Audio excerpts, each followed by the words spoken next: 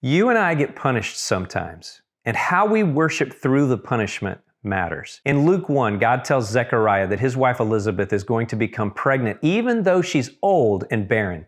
Zechariah didn't really, believe that this could happen, so he asked God, "How can this be? My wife is really old." Because of his lack of faith, God punishes him by making him unable to speak. Now, sometimes people get mad at God because of the consequences of their own sin. They live a disobedient life and experience terrible results, or they treat people poorly and then get poorly treated. There are consequences when we sin.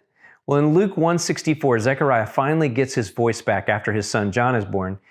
And you know what? The first words out of his mouth were words of praise to God, not words of anger. And he didn't ask God why or question him. He praised him.